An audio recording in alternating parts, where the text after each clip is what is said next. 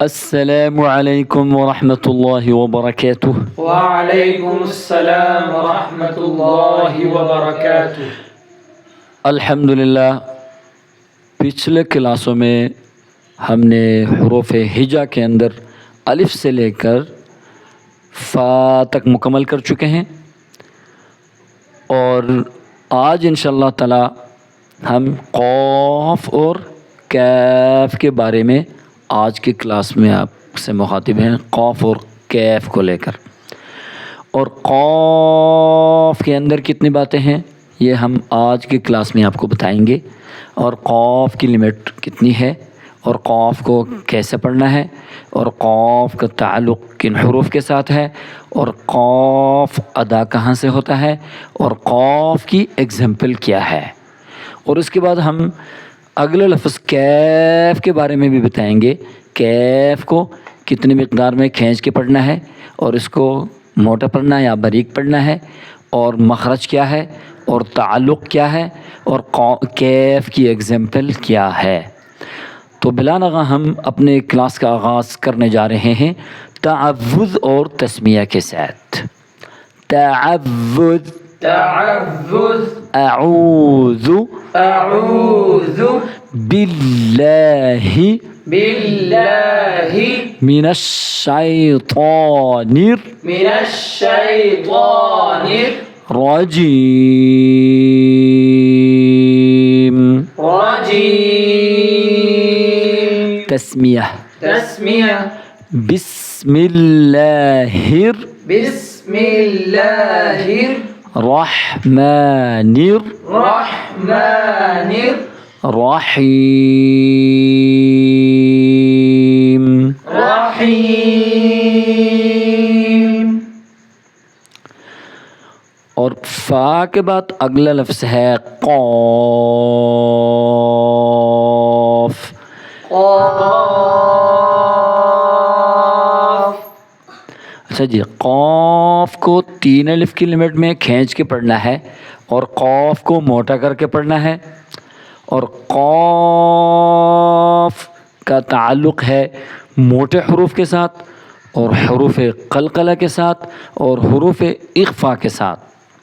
اور قاف کی مخرج ہے زبان کی جڑ اوپر کوے کے ساتھ لگے تو قاف ادا ہوتا ہے، اور قاف کو موٹا کر کے پڑھنا ہے۔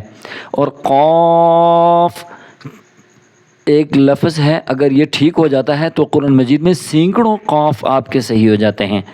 تو اگر ایک قاف آپ غلط پڑھ رہے ہیں تو اسی کے برابر آپ غلطیاں کر رہے ہیں قرآن مجید کے اندر، یعنی آپ کی ایک مسٹیک نہیں ہے بلکہ سینکڑوں مسٹیک ہیں۔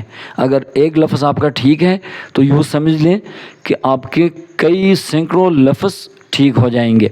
اسی طریقے سے ہم قاف اگر صحیح پڑھنا شروع کیا تو ہم قرآن مجید میں یہ قاف کہاں کہاں پہ استعمال کر رہے ہیں، تو ہم تھوڑی سی ایگزامپلس کے پیچھے جائیں کہ اگر قاف کے ساتھ کوئی لفظ قرآن مجید کا ٹچ ہوا ہے تو وہ کون سا لفظ ہے، اور یہ قاف کہاں کہاں پہ استعمال ہوا ہے۔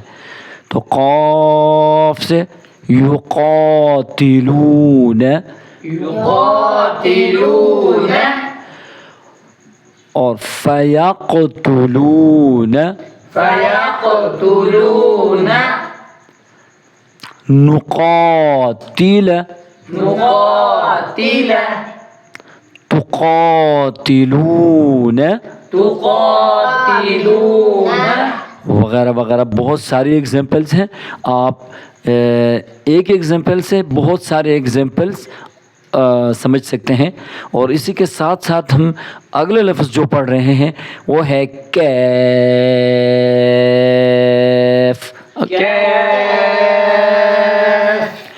کیف کو 3 الف کے برابر کھینچ کے پڑھنا ہے، اور کیف کو کیا کرنا ہے 3 الف کی لمٹ میں کھینچ کے پڑھنا ہے، اور کیف کو باریک کر کے پڑھنا ہے۔ اور کیف ادا ہوتا ہے قاف کی مخرج سے ذرا ہٹ کے منہ کی جانب، جہاں سے قاف ادا ہوتا ہے وہاں سے ذرا ہٹ کے منہ کی جانب آ کے کیف ادا ہوتا ہے۔ اب ان دونوں کی مسٹیک کیا ہے؟ اب کیف کو موٹا کر کے پڑھیں گے تو کیف کی مسٹیک ہے، اسی طرح قاف کی مسٹیک کیا ہے؟ اور قاف کی مسٹیک یہ ہے کہ آپ اس کو باریک کر کے پڑھتے ہیں تو قاف کی مسٹیک آ جاتی ہے۔ تو ان دونوں سے کیسے بچائیں گے؟ ہم مخرج کی مدد سے ان دونوں لفظوں کو ہم صحیح کر کے پڑھ سکتے ہیں۔ مثال کے طور پر میں اب یہ کیف کو پڑھ رہا ہوں، کیف، اب میں محسوس کر رہا ہوں کہ جہاں سے قاف ادا ہوتا ہے وہاں سے ذرا ہٹ کے منہ کی جانب آ کے میں کیف کو نکال رہا ہوں، تو اس وجہ سے اس کا مخرج ہو گیا۔ اگر کسی کو ڈاؤٹ ہے تو وہ ایسا کریں کہ قاف کی مخرج سے ذرا ہٹ کے منہ کی جانب کر کے کاف کو نہ نکالے اور کئی اور جگہ سے نکالے تو نہیں ہو سکتا، ناممکن ہے۔ لہٰذا یہ مخرج، یہ کیف کا یہی مخرج ہے۔ تو کیف کو 3 الف کے برابر کھینچ کے پڑھنا ہے، اس کو باریک کر کے پڑھنا ہے، اور کیف ادا ہوتا ہے قاف کی مخرج سے ذرا ہٹ کے منہ کی جانب، اور کیف کی ایگزامپل ہے ایاک، إياك الم تر کیف ألم تر كيف کالکوثر۔ كالكوثر سیم یہی ہے، اگر ایک کاف آپ کا ٹھیک ہو گیا تو قرآن مجید میں سینکڑوں کاف آپ کے ٹھیک ہو جائیں گے۔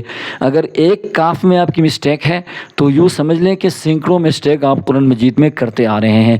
تو ہمارے کلاسوں سے مدد لیں اور ہمارے کلاسوں کو دیکھیں اور ان سے فائدہ اٹھائیں، اور اللہ تبارک و تعالیٰ قرآن مجید کو صحیح پڑھنے اور اس پر عمل کرنے اور غائبین تک اس کو پہنچانے کی ہمیں توفیق عطا فرمائے۔ وما علینا الا البلاغ۔ اپنے میزبان قاری یوسف علی خان کو اجازت دیجیے۔ اللہ حافظ، السلام علیکم ورحمۃ اللہ وبرکاتہ۔